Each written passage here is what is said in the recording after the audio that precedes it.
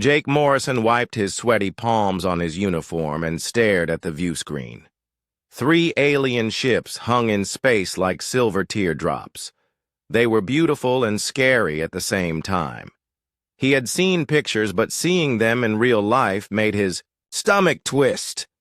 "This is it, people," Commander Lisa Parks said from her captain's chair. "First contact with the Veltar Empire. Everyone stay calm and follow protocol." Jake nodded and checked his equipment one more time. As the ship's communications officer, he would be the first human to actually talk to these aliens. No pressure at all. The Veltar had contacted Earth 6 months ago.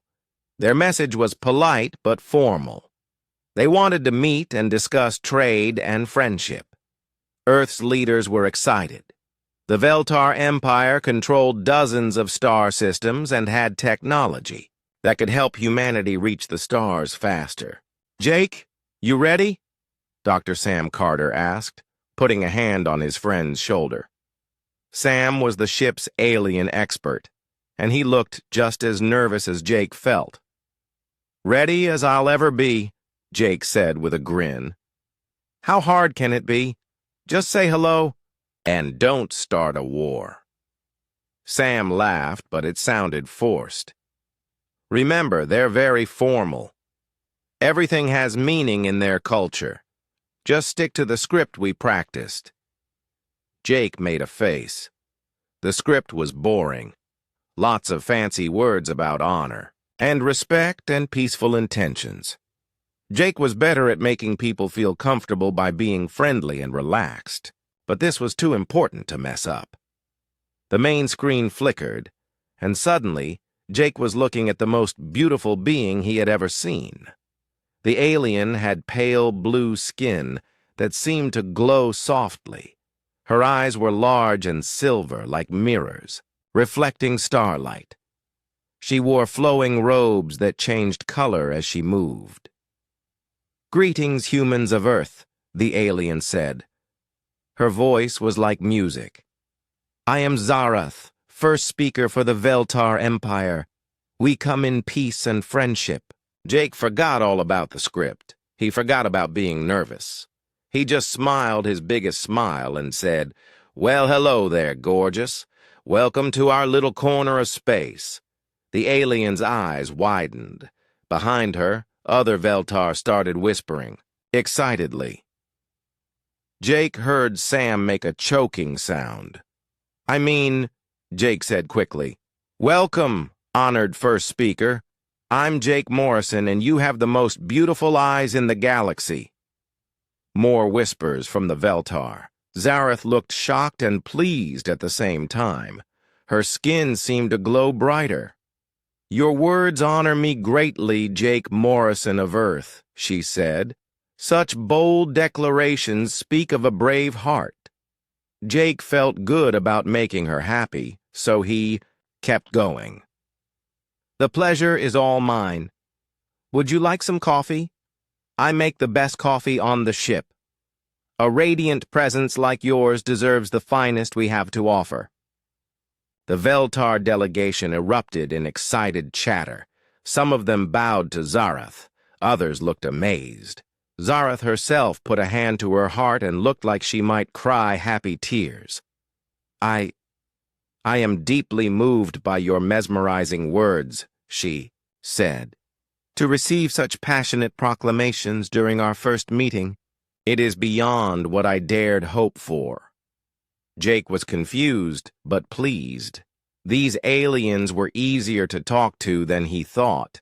They seemed to really like friendly conversation. Commander Park stepped into view of the camera. She looked confused, too, but tried to stay professional. "First Speaker Zarath, we are honored by your visit. Perhaps we could arrange a formal meeting to discuss our mutual interests." "Yes," Zarath said, still looking at Jake with those amazing silver eyes. "I believe we have much to discuss about the future of our peoples. The bonds being forged today may change everything." After the call ended, the bridge was quiet for a moment. Then everyone started talking at once. "What just happened?" Commander Park asked. "Jake just made first contact," Sam said, looking worried. "But I don't think it went like we planned." "What do you mean?" Jake asked. "She seemed really happy. I was just being friendly." Sam pulled up files on his tablet, scrolling through information about Veltar culture. His face went pale. "Oh no," he said. "Jake, what exactly did you say to her?" "Just normal stuff. I said she was gorgeous, had beautiful eyes, called her radiant." Jake stopped when he saw Sam's expression. "What?" "According to this," Sam said slowly, "those phrases are formal courtship declarations in Veltar culture. You just proposed marriage to their first speaker." The bridge went dead silent. Jake felt like someone had punched him in the stomach. "I did what?" he whispered. "You proposed," Sam said, "and she accepted." The excited chattering from her delegation, they were congratulating her on receiving such a passionate proposal from a human. Commander Park rubbed her forehead. "Contact Admiral Ross immediately. Tell her we have a situation." Jake slumped in his chair. He had been on the job for exactly 10 minutes and had already proposed marriage to an alien diplomat. This had to be some kind of record. "Maybe we can explain it was a mistake," he suggested weakly. Sam shook his head. "Their culture considers backing out of a marriage proposal to be a deadly insult. It could mean war." Jake looked at the stars outside and wondered if there was somewhere in the galaxy he could hide. He had a feeling his simple life as a communications officer had just become very complicated. The worst part was, he kept thinking about those silver eyes and that musical voice. Maybe being engaged to an alien princess wouldn't be the worst thing that ever happened to him. Maybe. Jake had not slept well. Every time he closed his eyes, he saw silver eyes and heard that musical voice.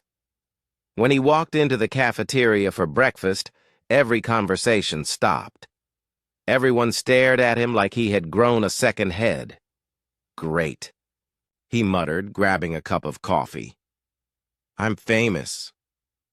"You're more than famous," Sam said, sliding into the seat across from him. "You're a diplomatic crisis." Jake groaned. "How bad is it?" "Well, the good news is that the Veltar Empire is thrilled. They sent a message saying they're honored by humanity's bold, romantic gesture. They want to start planning the wedding ceremony. And the bad news? Admiral Ross has been on the communication system for 6 hours straight, trying to explain to Earth Command that one of her officers accidentally got engaged to an alien diplomat." Jake put his head in his hands. "This is a nightmare." "It gets worse," Sam continued. "The news has spread to other alien species. Half the galaxy thinks humans are incredibly romantic. The other half thinks we're crazy for proposing marriage. During first contact." Before Jake could respond, Commander Park's voice came over the ship's communication system. "All senior staff to the briefing room, now." Jake dragged himself to the meeting, feeling like he was walking to his own execution. The briefing room was packed with officers he barely knew, all looking serious and worried. "People, Commander." Park began. "We have a situation. Admiral Ross is on her way from Earth Command. In the meantime, we need to manage this carefully." A woman Jake didn't recognize stepped forward. She was tall and stern-looking, with graying hair and sharp eyes. "I'm Agent Helen Wright from Diplomatic Intelligence," she said. "This incident has created both an opportunity and a massive problem." Jake raised his hand like he was in school. Excuse me, but can't we just explain it was a mistake?" "Helen?" Wright looked at him like he was a particularly slow child. "Officer Morrison, backing out of a Veltar marriage proposal is considered a declaration of war. Their entire culture is built around honor and keeping promises." "So what do we do?" Jake asked. "We're working on it," Agent Wright said. "In the meantime, you'll continue to communicate with first speaker Zarath. Try not to make things worse." 2 hours later, Jake found himself back in front of the communication screen. His hands were shaking as the connection opened. Zarath appeared, and Jake's breath caught in his throat. She looked even more beautiful than he remembered. "Jake Morrison," she said, and her voice was warm with happiness. "I have been thinking of you since our last conversation." "Yeah, about that," Jake said nervously. "I think there might have been some confusion." "No confusion," Zarath interrupted, gently. "Your words were clear and beautiful. My people are amazed by human directness. In our culture, courtship takes many months of careful ritual. But you spoke from your heart immediately." Jake felt his resolve weakening. She looked so happy, and her voice was like a song. "Well, I just wanted to be friendly." "Your friendliness touches my soul," Zarath said. "Perhaps you could teach me more about human customs? I wish to understand the ways of my intended." Jake blinked. "Your intended?" "You, of course. We are to be bonded, are we not? I would learn. About your people through you." Something in her voice made Jake pause. She sounded genuinely curious, not just polite. And there was something else. Was she nervous, too? "You really want to learn about humans?" he asked. "Very much.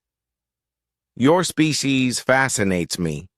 You seem so alive, so full of emotion and spontaneity. Very different from my people." Jake found himself smiling despite the situation. "What would you like to know?" "Everything. How you live, what you enjoy, what makes you laugh. In my culture, we are taught to control our emotions, to be calm and dignified always. But you seem so free?" Jake felt something shift inside him. This wasn't just a diplomatic crisis anymore. This was a real person asking real questions. "Well," he said, settling back in his chair, "humans are pretty weird. We laugh when we're happy, cry when we're sad, and we argue about everything. We can't agree on what kind of pizza is best, let alone important stuff." "Pizza?" Zarath asked, tilting her head. "It's food, bread with cheese and other stuff on top.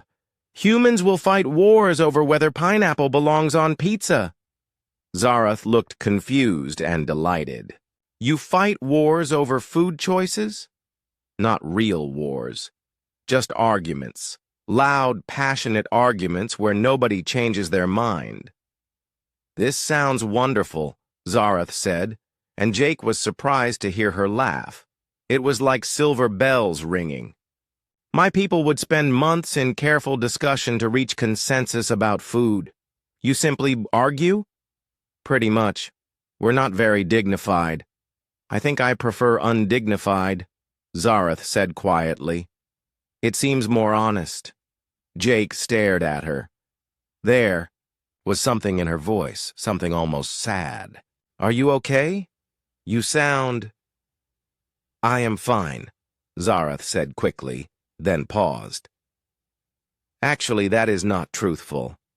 I am curious about what it would be like to speak freely, without worrying about proper protocol." "You can speak freely with me," Jake said, and meant it. "I won't judge you." "Thank you," she said, and her smile was radiant. "Perhaps we could speak again tomorrow? I have many questions about your curious species." "I'd like that," Jake said, and realized he really would. After the call ended, Jake sat alone in the communication room, thinking. He had expected to feel trapped by this situation, but instead he felt intrigued. Zarath wasn't just a beautiful alien diplomat. She was a person, with thoughts and feelings and curiosity about the universe. Maybe this wouldn't be so bad after all. Sam found him there, an hour later, still staring at the blank screen. "How did it go?" Sam asked. "Actually," Jake said slowly, "I think it went pretty well." Sam looked worried. "Jake, you're not actually falling for this alien, are you?" Jake stood up and headed for the door. "I don't know yet, but I'm going to find out."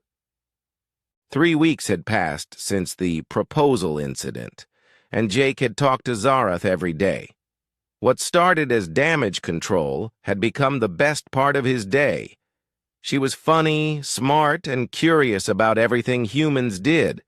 "So you're telling me," Zarath said during their morning call, "that humans create stories about people who don't exist just for entertainment?"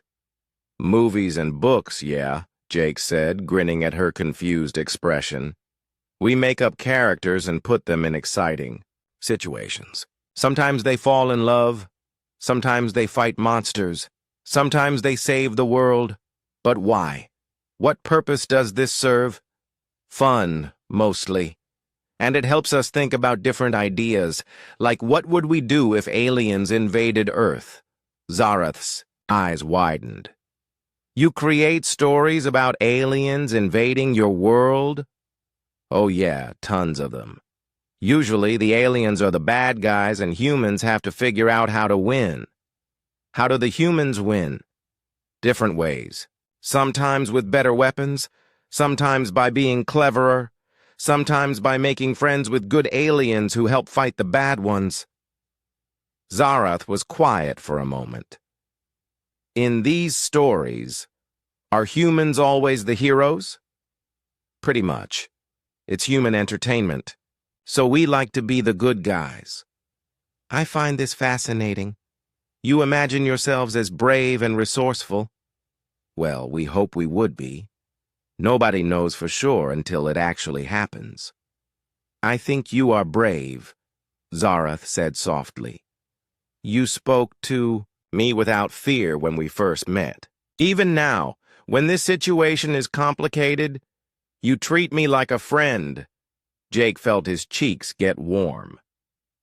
"You make it easy." Their conversation was interrupted by a new voice on the communication channel. A tall, stern-looking Veltar male appeared, beside Zarath. "Daughter," he said in a deep voice, "introduce me to your intended." Zarath's posture straightened, and Jake noticed she suddenly seemed more formal. "Father, this is Jake Morrison of Earth. Jake, this is High Counselor Murdak, my father and leader of our diplomatic mission." Jake tried to remember his protocol training. "Honored to meet you, High Counselor." Murdak studied Jake with golden eyes that were like Zarath's, but harder. "You are younger than I expected." "Dad," Zarath said quietly, a warning in her voice. I'm simply observing," Murdak said. "Young Morrison, what are your intentions toward my daughter?" Jake felt like he was being asked to explain himself to an angry father, which he realized he was. I care about her very much, sir. She's amazing." "Care about her how?" Jake glanced at Zarath, who looked nervous. "She's the smartest, most interesting person I've ever talked to. She makes me want to be better than I am." Something in Murdak's expression softened slightly. "Good answer. Treat her well, human." After Murdak left, Zarath let out a breath. "I apologize for my father. He is protective." "No, it's okay. He loves you." "That's nice. Your words to him? Did you mean them?" Jake looked at her glowing skin and silver eyes, thought about their conversations and her musical laugh, and realized something that scared him. "Yeah, I meant them." That afternoon, Jake was walking to the cafeteria when he bumped into Tony Rivera, another communications officer. Tony had always been competitive with Jake, and he looked smug now. "So Morrison, heard you're engaged to an alien," Tony said with a smirk. "That's one way to get ahead in your career." "It's not like that," Jake said. "Sure it isn't. You accidentally proposed to the most important alien diplomat we've ever met, and now you're having cozy chats every day.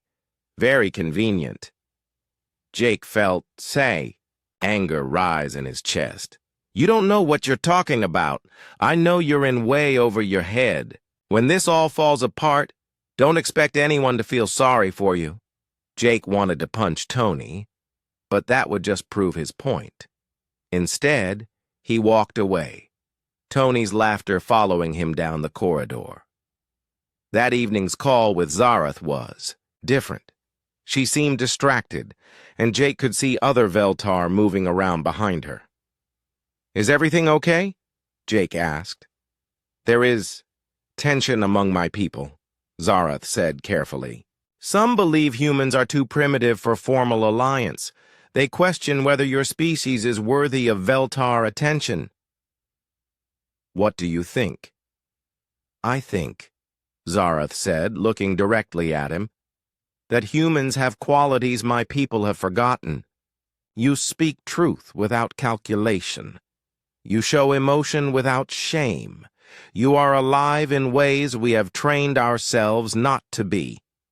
That doesn't sound like a bad thing. It is not. But change frightens people, even when it might be good for them. Jake understood. "So some of your people don't want you to marry a human. Some believe it would lower our status in the galaxy. Others worry I am being deceived by human charm." "Are you?" Jake asked quietly. "Being deceived?" Zareth was quiet for a long moment. "I do not think so, but Jake, if this were not a diplomatic necessity, if you had truly chosen freely, would you still wish to know me?" The question hit Jake like a punch to the stomach. Would he? If he had met Zareth under normal circumstances, would he be interested in her? He thought about their conversations, her laugh, the way she listened to him talk about Earth like every word mattered. "Yes," he said, and knew it was true. "I would. Even though I am alien, even though we are so different, especially because we're different. You see things I never thought of. You make me think about the universe in new ways. You're—" Jake struggled for words. "You're extraordinary." Zareth's skin glowed brighter, and she smiled. "As are you, Jake Morrison. As are you." After the call ended, Jake sat in his quarters and tried to figure out what was happening to him. 3 weeks ago, he had been a simple communications officer who flirted with everyone. Now he was fake engaged to an alien diplomat and having feelings he didn't understand. The worst part was it didn't feel fake anymore. When Zareth smiled, his heart sped up. When she laughed, he felt proud that he had made her happy. When she looked sad, he wanted to fix whatever was wrong. Sam knocked on his door and came in without waiting for an answer. "You're falling for her," Sam said. It wasn't a question. "Maybe," Jake admitted. "Jake, this is complicated enough without real feelings getting involved." "I can't help how I feel, Sam." "I know. But what happens when the diplomats figure out a way to fix this? What happens when you have to say goodbye?" Jake didn't have an answer for that. He only knew that the thought of never talking to Zareth again made him feel empty inside. Maybe that meant something. Maybe it meant everything. Jake woke up to alarms blaring throughout the ship. Red emergency lights flashed in his quarters as he struggled into his uniform. The ship's communication system crackled to life. "All hands to battle stations. This is not a drill." Jake ran to the bridge, his heart pounding. Commander Park was standing at the tactical display, her face grim. Admiral Kate Ross, who had arrived from Earth the day before, stood beside her looking equally serious. "What's happening?" Jake asked. "Korthak ships," Commander Park said. "3. Heavy cruisers just dropped out of hyperspace. They're demanding to speak with you." Jake felt his stomach drop. The Korthak hegemony was known throughout the galaxy as aggressive and territorial. They didn't like humans, and they especially didn't like the idea of humans forming alliances with powerful species like the Veltar. "Me? Why do they want to? Talk to me?" "Because you're the human who's engaged to Zarath," Admiral Ross said. "This marriage alliance has made a lot of species nervous. The Korthak see it as a threat to the balance of power." The main screen flickered to life, showing a massive alien with gray reptilian skin and cold yellow eyes. When he spoke, his voice was like rocks grinding together. "I am General Thakmor of the Korthak hegemony," he said. "I demand to speak with the human who dares to corrupt Veltar purity with his primitive emotions." Jake stepped forward, trying to look braver than he felt. "I'm Jake Morrison. What do you want?" "You have deceived the Veltar with false promises and primitive charm. This alliance will not stand."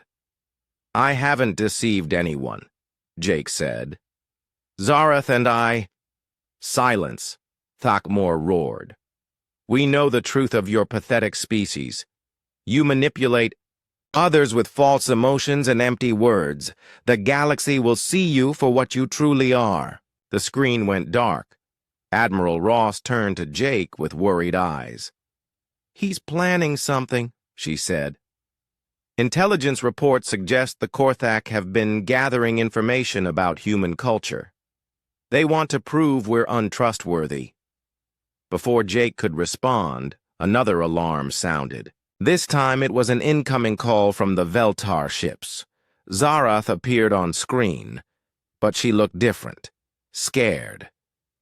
"Jake," she said urgently, "I do not have much time. The Korthak have contacted my father. They claim to have evidence that you have been lying to me." "What kind of evidence?" "Private communications between you and your friend Sam.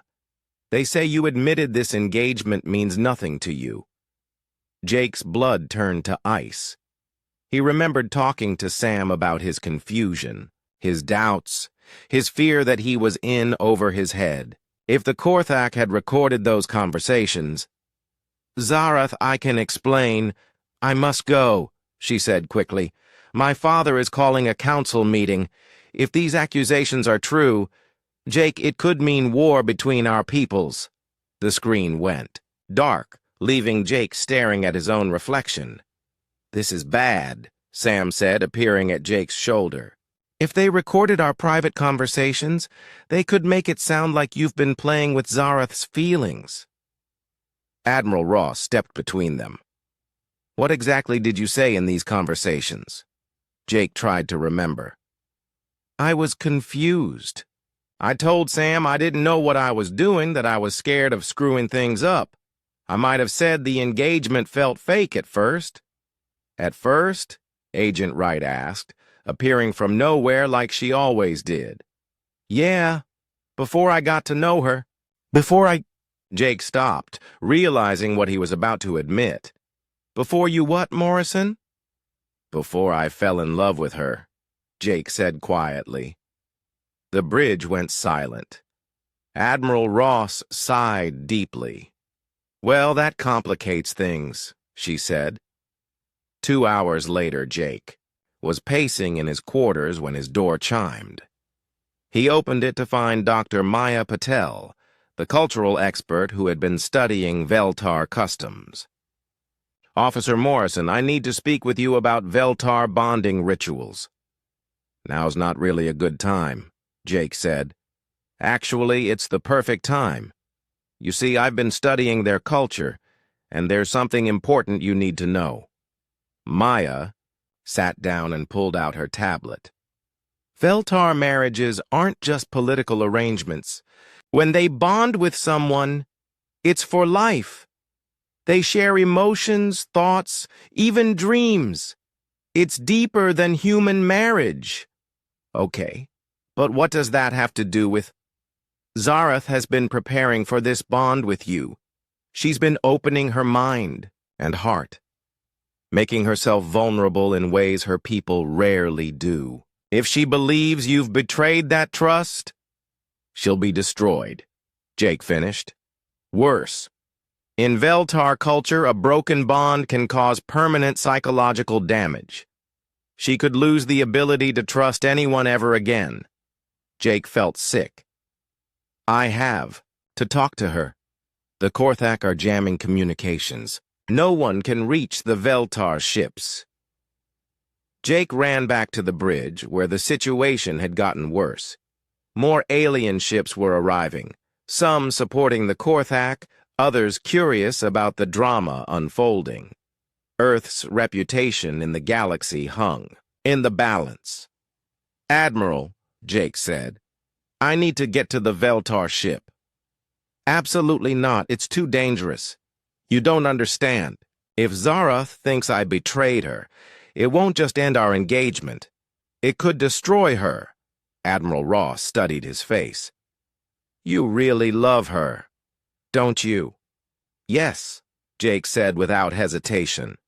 I love her, and I'm not going to let the Korthak ruin both our lives with lies and half-truths. Commander Park stepped forward. There might be a way. The Veltar have agreed to one final meeting before they make their decision. It's being held on a neutral station. Both sides will present their evidence. Then that's where I need to be, Jake said. It's basically a trial, Morrison. You'll be defending not just yourself, but all of humanity. If you fail, we could lose our alliance with the Veltar and gain a powerful enemy. Jake looked out at the stars, thinking about silver eyes and musical laughter, about conversations that made him feel alive in ways he'd never experienced before. I won't fail, he said. I can't. Admiral Ross nodded slowly. Then God help us all. As Jake prepared for what might be the most important conversation of his life, he realized something. For the first time since this whole mess started, he knew exactly what he wanted to say. The only question was whether Zarath would believe him. The thought of losing her made his chest tight with pain. Somewhere along the way, what had started as a diplomatic accident had become the most real thing in his life. Now he had to prove it to the galaxy. The neutral station was huge and intimidating. Jake had never seen so many different alien species in one place. The main council chamber looked like something from a science fiction movie, with representatives from dozens of worlds sitting in. Curved rows that rose up like a stadium. Jake sat at a small table in the center, feeling very alone. Admiral Ross and Agent Wright flanked him, but he knew this was his fight. Across the chamber, General Thakmor looked smug and confident. The Korthak had prepared for this moment. High Counselor Merdak entered with the Veltar delegation, and... Jake's heart clenched when he saw Zarath. She looked pale and tired, and she wouldn't meet his eyes. She sat beside her father, her hands folded in her lap, looking smaller than Jake had ever seen her. Chancellor Vexathan, an ancient alien who led the Galactic Council, called the session to order. His voice echoed through the chamber. We are here to examine the claims made by the Korthak hegemony regarding the human Veltar alliance. General Thakmor, present your evidence. Thakmor stood and activated a holographic display. Jake's own voice filled the chamber, clear and damning. I don't know what I'm doing, Sam. This whole engagement thing feels fake. I'm just a communications officer who screwed up first contact. How am I supposed to be engaged to an alien princess? Murmurs rippled through the gathered aliens. Jake saw Zareth flinch as if she'd been slapped. You hear? Thakmor said triumphantly. The human admits his deception. He calls the sacred bond fake. He mocks the honored first speaker as merely an alien princess. This is how humans treat their allies, with lies and disrespect. More recordings played. Jake heard himself talking about being confused, scared, out of his depth. Each word sounded worse out of context, played before an audience of galactic leaders. The humans cannot be trusted, Thakmor concluded. They manipulate others with false emotions and abandon them when convenient. The Veltar have been deceived by primitive trickery. Jake watched Zareth as the recordings played. Her face was stone, but he could see pain in her silver eyes. She still wouldn't look at him. Chancellor Vexthan turned to Jake. Human Morrison, how do you answer these accusations? Jake stood up slowly. His legs felt weak and his mouth was dry. The chamber was silent except for the hum of life support systems. Hundreds of alien eyes stared at him, waiting. Chancellor. Vexthan, honored delegates, Jake began. I won't insult your intelligence by claiming those recordings are fake. That's my voice. And those are my words. Gasps echoed through the chamber. Admiral Ross looked like she wanted to strangle him. But, Jake continued, raising his voice, those words were taken from private conversations over several weeks. They don't tell the whole story. Jake walked to the center of the chamber, speaking directly to the assembled aliens. Yes, I was confused when this started. Yes, I was scared. I'm a 28-year-old communications officer who accidentally proposed marriage to the most important diplomat I'd ever met. Of course I was terrified. He turned to face Zareth directly, finally catching her eye. And yes, it felt fake, at first. Because it was fake.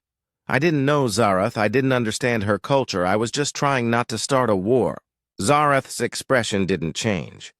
But Jake pressed on. But something happened while we were pretending. I got to know her. I learned that she's brilliant and curious and funny. I discovered that she sees the universe in ways I never imagined. I found out that she laughs like silver bells, and that she makes me want to be better than I am. Jake's voice grew stronger as he spoke. Those recordings don't include the conversations where I told Sam I was falling in love. They don't include me saying that Zareth was the most amazing person I'd ever met. They don't include me admitting that I'd rather be fake engaged to her than really engaged to anyone else. He turned back to the wider audience. The Korthak are right about one thing. This alliance started with deception, but they're wrong about what happened next. What happened next was that two very different people found something real together. General Thakmor stood up angrily. Lies! The human seeks to manipulate you with empty words, just as he manipulated the Veltar. Then let me prove it, Jake said. He walked over to Zareth, who finally looked up at him. In front of everyone here, let me tell the truth. Jake knelt beside Zareth's chair, ignoring the hundreds of watching aliens. Zareth, I'm sorry. I'm sorry that this started with confusion and misunderstanding. I'm sorry that my culture is so different from yours that what seemed like politeness to me was a marriage proposal to you. Tears formed in Zareth's silver eyes. But I'm not sorry it happened, Jake continued, because it brought you into my life. You've taught me that the universe is bigger and more wonderful than I ever imagined. You've shown me what it means to truly connect with someone. Jake took her hands in his. I love you, Zareth. Not because of politics or diplomacy or galactic alliances. I love you because you're you. Because when you smile, my day gets brighter. Because when you laugh, I feel like I've accomplished something important. Because when you look at me like I'm worth something, I believe it." Zareth was crying openly now, silvery tears streaming down her glowing cheeks. "I love you," Jake said again. "And if you'll have me, I want to spend my life learning about your people and your culture, not because I have to, but because I want to understand everything about you." The chamber was completely silent. Jake could hear his own heartbeat. Zareth stood up slowly, her hands still in his. "Jake Morrison," she said, her musical voice carrying clearly through the chamber. "When we first met, I thought humans were crude and impulsive. I was not entirely wrong." Jake's heart sank, but Zareth smiled through her tears. "But I have learned that being crude and impulsive means being honest about your feelings. It means speaking truth without calculation. It means—" She paused, looking at the assembled delegates. "It means having the courage to stand before the galaxy and declare your love for someone, even when it might cost you everything." She turned back to Jake.